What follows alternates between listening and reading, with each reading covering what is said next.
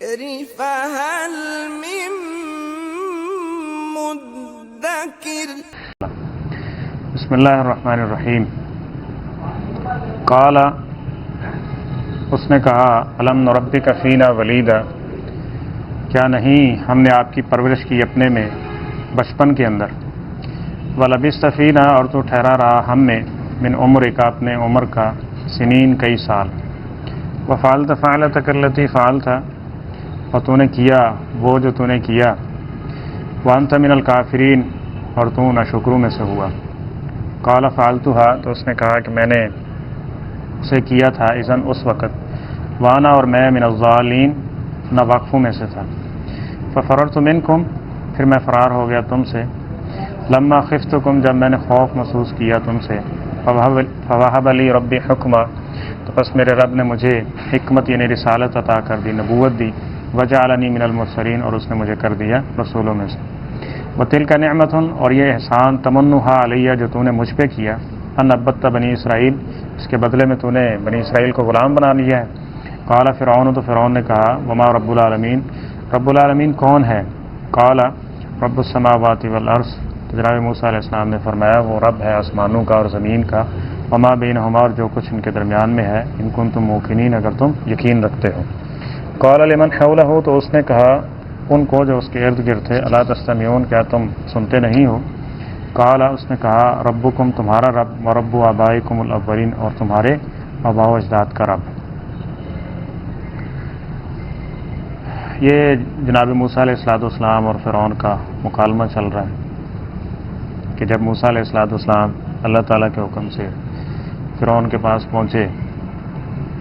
اور اس کو جا کے تبلیغ کی، دعوت دی کہ اسلام قبول کر لو، یعنی کہ ایمان لے آؤ جناب موسیٰ علیہ السلام پر، اور دلیل کے طور پہ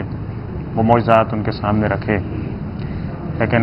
اس نے ماننے سے انکار کیا۔ پھر اس کے بدلے میں کہا کہ انا ارسل معنا بنی اسرائیل، اگر ایمان نہیں لاتے ہو تو کم از کم بنی اسرائیل کو رہائی دے دو، اس کو ہمارے ساتھ بھیج دو۔ تو اس کے جواب میں فرعون کہنے لگا، الم نربک فینا ولیدا، اے موسیٰ تو وہی ہے کہ بچپن تو نے ہم میں گزارا، پرورش تیری ہم نے کی چھوٹے ہوتے ہوئے، ولبثت فینا من عمرک سنین، اور اپنی عمر کا جو بہت سارا حصہ ہے تو نے ہم میں گزارا ہے، اور اس کے بعد تجھے یاد ہے کہ تو نے وہ کام کیا جو بھی تو نے کیا، وانت من الکافرین، اور تو نے ناشکری کی۔ اب یہ ایک ایسی چیز ہے کہ جب بھی کوئی شخص اللہ کی رضا کے لیے کسی کے ساتھ نیکی کرتا ہے، احسان کرتا ہے، تو وہ اس کو بھول جاتا ہے، اور وہ اس سے اس کی جزا جو ہے وہ اللہ تعالیٰ سے ہی مانگتا ہے اور اس پر ہی مصر رہتا ہے۔ لیکن کیونکہ یہ ساری چیزیں دنیاوی ٹھاٹ و باٹ کے لیے فرعون نے کی ہوئی تھی، اس لیے وہ جناب موسیٰ علیہ السلام کو وہی احسان یاد دلانے لگا کہ ہم نے تم پہ یہ احسان کیا، تو اس کے بدلے میں یہ کیوں نہیں ہونا چاہیے تھا۔ تو جناب موسیٰ علیہ السلام نے اس کے جواب میں فرمایا، فعلتها اذن، یہ میں نے اس وقت کیا تھا، وانا من الضالین، اور اس وقت میں ناواقفوں میں سے تھا، یعنی مجھے نبوت، رسالت اور یہ چیزیں، اور دوسرا اس کا جو معنی مفسرین نے ذکر کیا ہے کہ انا من الضالین، کہ مجھے علم نہیں تھا کہ یہ مر جائے گا، کیونکہ وہ جو دو لڑ رہے تھے، قبطی قبیلے کا اور دوسرا فرعونی، تو چھڑوانے کے لیے یہ کام کیا، اور بہرحال وہ اللہ تعالیٰ کی تقدیر جو اس نے لکھی ہے اس میں اسی طرح لکھا ہوا تھا کہ جناب موسیٰ علیہ السلام کے اس چھڑوانے میں جو گھونسا اس کو مارا، اس کے اندر وہ شخص مارا گیا۔ تو اس اعتبار سے کہا کہ وانا من الضالین، اس وقت میں یعنی ناواقف تھا، یعنی قتل نہیں کرنا چاہتا تھا، بہرحال ہو گیا۔ ففررت منکم، پھر تم نے جو منصوبہ بندی کی، یعنی جناب موسیٰ علیہ السلام کو قتل کرنے کی، تو اس کی وجہ سے، اس خوف کی وجہ سے میں تم سے چلا گیا۔ فوہب لی ربی حکما، تو اس کے بعد اللہ تعالیٰ نے مجھے حکمت یعنی نبوت عطا کی ہے اور مجھے رسول کر دیا، اور اس کا یہ جو ہے اظہار یہ آپ کے سامنے ہے۔ وتلک نعمت تمنھا علیہ، اور رہی بات کہ یہ احسان تو نے مجھ پہ کیا تھا، یعنی پالا مجھے اور یہ سارے معاملات، تو اس کے بدلے میں کیا ہے کہ ایک شخص پہ احسان کرنا، ایک قوم میں سے کسی ایک شخص پہ احسان کیا ہے، تو اس کے بدلے میں یہ نہیں بنتا کہ پوری قوم کو غلام بنا لیا جائے۔ تو نے تو کیا اس احسان کے بدلے میں پوری قوم کو غلام بنا لیا، اور اس کے لیے دلیل یہ ہے؟ تو قال فرعون، پھر فرعون نے اس موضوع کو چینج کیا اور دوسرے موضوع پہ بات کرنے لگا کہ وما رب العالمین، اچھا یہ بتاؤ کہ رب العالمین کون ہے؟ تو قال رب السماوات والارض، جناب موسیٰ علیہ السلام نے پھر اللہ تعالیٰ کی ذات کا تعارف توحید کی شکل میں وہ ان کے سامنے رکھا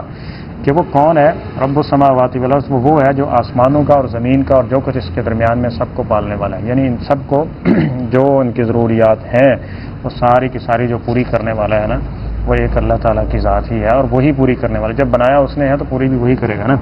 تو ان کنتم موقنین، اگر تمہیں اس کے اوپر یقین ہے. قال لمن حولہ، تو اس نے ان سے کہا جو اس کے ارد گرد تھے یعنی اس کے حواری، الا تستمعون، کیا سن رہے ہو؟ یعنی وہ اس لیے کہنا چاہتا تھا کیونکہ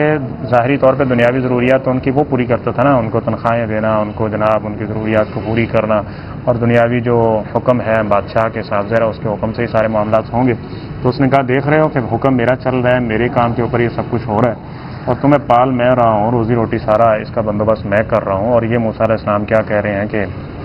رب میں نہیں ہوں بلکہ رب تو آسمانوں اور زمین کا رب ہے. تو یہ کارسی دھوکہ تھا، جس طرح آج بھی کچھ لوگوں نے یہ سمجھ لیا ہے کہ ظاہری طور پہ کوئی پال رہا ہے نہ دے رہا ہے تو سمجھتے ہیں، حالانکہ اس بات کے اوپر ہی کہ کسی کی جگہ پہ مزار پہ چلے گئے اور کہا کہ یہ ہم اس وجہ سے گئے تھے تو ہمیں دے دیا. انہوں نے تو نہیں دیا نا، وہ دیا تو اللہ تعالیٰ نے ہے. اگر اسی بنیاد پہ کسی کو رب بنانا ہے تو پھر سب سے پہلے تو ماں باپ کو رب بنانا چاہیے نا، کیونکہ اللہ کے بعد سب سے زیادہ احسانات ان کے ہیں. اس وقت جب یہ خود اپنے ہوش و حواس میں نہیں ہوتا، یہ اپنے جسم کے اوپر پورا کنٹرول نہیں رکھتا، اس وقت وہ ماں باپ اس کو پال رہے ہوتے ہیں.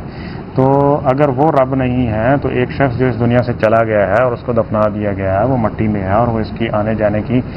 معاملات کو نہیں جانتا، اس کی دعاؤں کو، اس کی پکاروں کو نہیں سن سکتا، نہ ہی جواب دے سکتا ہے، تو وہ رب کیسے ہو سکتا ہے؟ اس لیے رب پوری کائنات کا ایک ہی ہے، یعنی ان کو پالنے والا اور ان کی ضروریات کو پوری کرنے والا وہ کون ہے؟ وہ آسمان و زمین کا حقیقی رب ہے. قال ربکم، مزید اس کی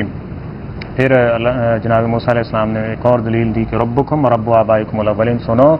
وہ رب جو ہے نا وہ میرا بھی رب ہے، تمہارا بھی رب ہے، اور تم سے پہلے جتنے بھی یہ لوگ گزر چکے ہیں نا تمہارے آباء و اجداد میں، ان سب کو پالنے والا بھی کون ہے؟ وہ اللہ تعالیٰ کی ذات ہے. لہٰذا عقیدہ توحید کو جو ہے وہ مضبوط رکھیں، اور اللہ تعالیٰ ہی رب ہے، وہی پالنے والا ہے. اور جن کو رب بن کر درجہ دیا گیا ہے یا جن سے سمجھا جاتا ہے کہ وہ ہماری ضروریات پوری کرتے ہیں، ان کی بھی ضرورتوں کو پوری کرنے والا کون ہے؟ وہ صرف صدق اللہ العظیم.